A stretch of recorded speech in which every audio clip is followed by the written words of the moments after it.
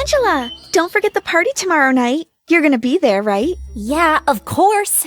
I can't wait. We're gonna have a blast. I was bursting with joy inside, but you couldn't really tell just by looking at my face.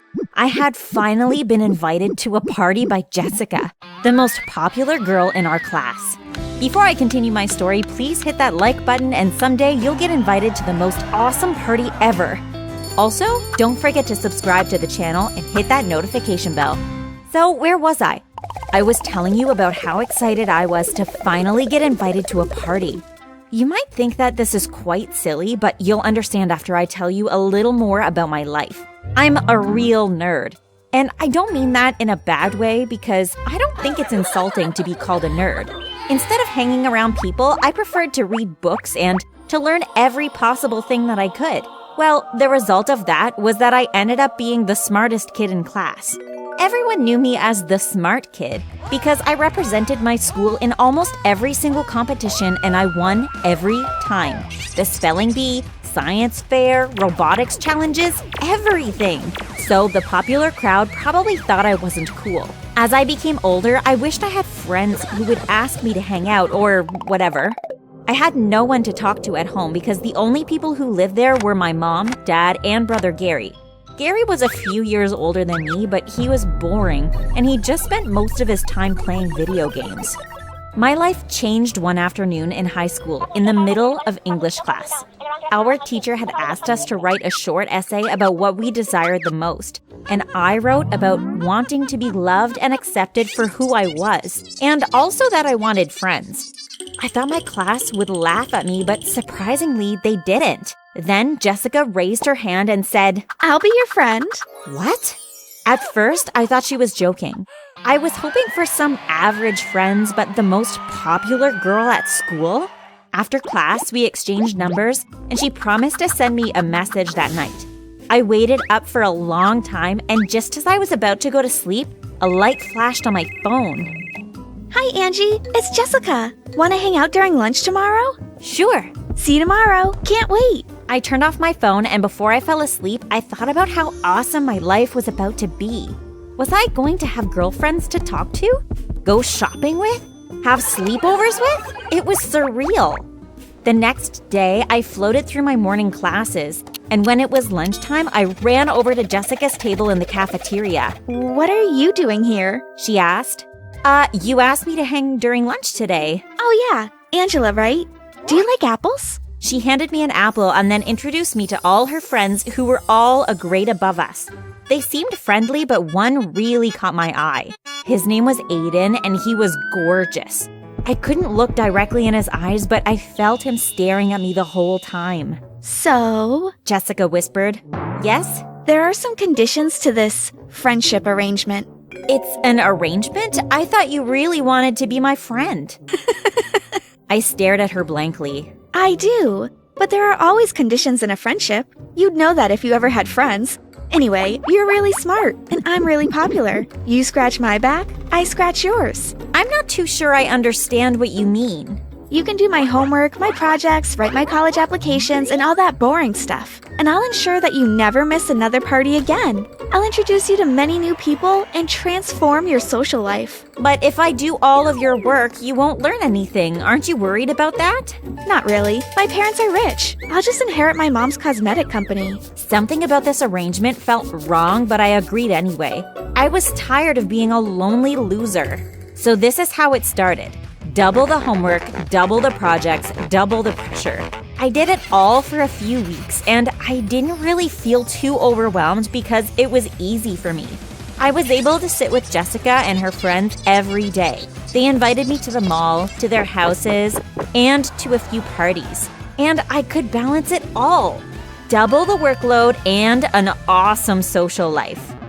Then it all became a little more difficult when Mr. Harris, my science teacher, decided to overwhelm me some more. Hey, I have something for you that might look good on your college applications. What's that? I'd like you to be my teaching assistant. Oh, that sounds interesting. What do I have to do? Prepare all my PowerPoint presentations, mark all my papers, set up the laboratory before classes, put all the students' grades into the system. He went on, and my eyes opened wide. So, you mean you want me to do your job for you? Well, you're so clever you could probably do it better. But no, I'll still be doing some things. Like what? Do you want to do this or not? I don't know why, but I agreed. He was right. It really would look good on my college applications. As I walked away with my arms full of books and papers to mark for Mr. Harris, I bumped into, guess who? Aiden. I was so startled that I dropped everything on the floor and started blushing. He looked at me, started laughing, and bent down to pick up my stuff. Thanks, Aiden. I smiled shyly. Hey, I was thinking, do you want to maybe hang out sometime? Sure. How's tomorrow at 6? I'll pick you up if you send me your address. Here's my number. He gave me his number and winked. Bye, Angela. See you tomorrow. I'll plan something fun for us. I couldn't concentrate on anything for the rest of the day.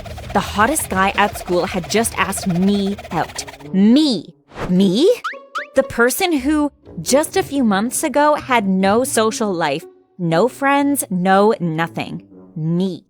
Angela, the girl who had never been invited to a party. Well, life was taking an awesome turn. Hey, have you hit that like button yet? Awesome. When I got home that night, I tried to mark Mr. Harris's papers, but it was really hard to focus.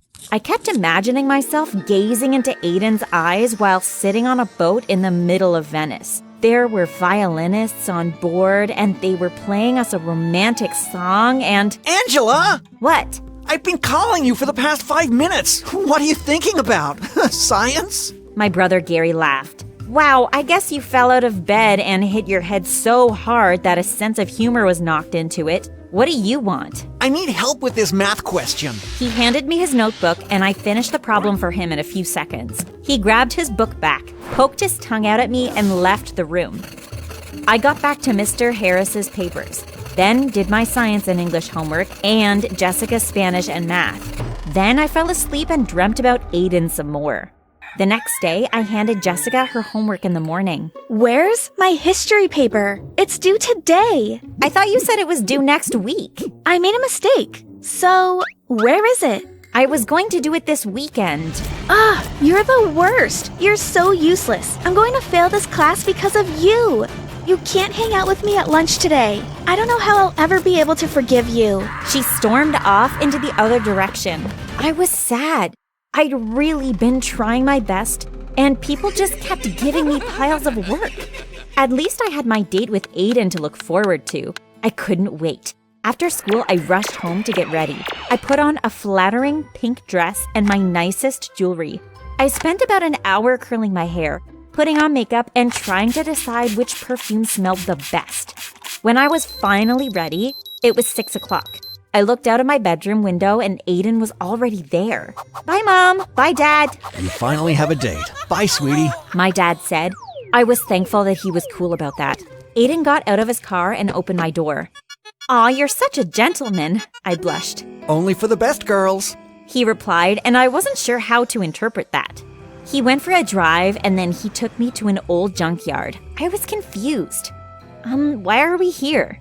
Well, I have a special memory in this place, and I wanted to share it with a special person. Aw, I thought.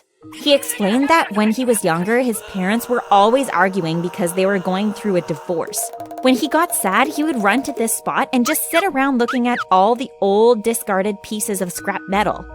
He'd imagine that they all came to life, and in his mind, he made movies with all of them. I thought it was super cute and interesting, and I felt really warm inside that he shared something so personal and sensitive with me. After that, he took us to a drive-in theater and we watched a movie. We shared some popcorn and a soda, and it was so romantic. I couldn't believe this was actually happening, but I was sad that he hadn't tried to kiss me. I had never been kissed before, and I was hoping that this would be the night. Finally, he drove to a scenic spot on the mountain, and we looked down at the view below. It was so beautiful looking at the lights flickering everywhere and the stars twinkling above. It was magical, and I was in love. We got out of the car, and he put his arm around me. Just as I thought he was about to pull me in for a kiss, he said, So, I have this literature project that I need some help with. Well, actually, I was wondering if you could do it for me? What? I'm trying to get this sports scholarship to go to college. My parents told me they'll hurt me if I don't get it, but I hate reading and writing. I really can't do this project, but if I don't pass literature, I'm a goner. I won't get it. Okay, I'll do it for you. What is it about? I know you're probably thinking I was ridiculous for accepting and that he only asked me out so I'd do his work. But I just wanted to know for once what it was like to be a really happy teenager who had popular friends and dated hot guys. The next week, Jessica started talking to me again, but it's mostly because she had some essay deadlines coming up and she needed help. So I worked on my own assignments, Jessica's and Aiden's, and to top it all off, Mr. Harris kept adding more to my workload. I reached a point where I thought my head was going to pop. Then, do you know what I saw? I was leaving the science lab late one afternoon. I just finished marking a bunch of papers for Mr. Harris. As I walked through the corridor, I spotted Aiden. He was holding hands with Jessica and speaking softly. I walked quietly behind them so I could hear what they were saying. You were so right about Angela. She's done all my work, and I'm getting good grades. Looks like I'm gonna get into that college after all. Correction. We are gonna get into that college together. It's sad that Angela thinks we're actually her friends. She's so silly and delusional. They stopped walking and turned to face each other. Then, right in front of my face, they kissed. I love you. Jessica smiled. Then she turned her head and realized I had been standing there the whole time. Angela? How long have you been there? Long enough to hear everything. I'm sorry? She said and then laughed. Aiden laughed too, and I couldn't believe I had been stupid enough to fall for both of their lies. I ran home and cried all night. I was tired of everyone using me. Jessica, Aiden, my teachers, and even my own brother were only interested in talking to me when they wanted something. Nobody really cared about me. I was so upset. You know what I did next? The next day, when I got to school, I went straight to the principal's office and told him everything. He called in Jessica and Aiden's teachers, and I told them about every single assignment I had done for them. They were both given zeros for those courses and were given detention and community service. I had to do community service too because the principal decided I needed to be punished for lying. I didn't mind though. The satisfaction of Jessica and Aiden failing was enough for me. After that experience, I learned that those who are meant for us find us eventually. Maybe I will never meet my type of people in high school, but I'm sure I will later on in life. There's no use being sad and miserable just to be considered normal. So I'm back to being a full-time nerd. Books are my boyfriends, and I like it that way.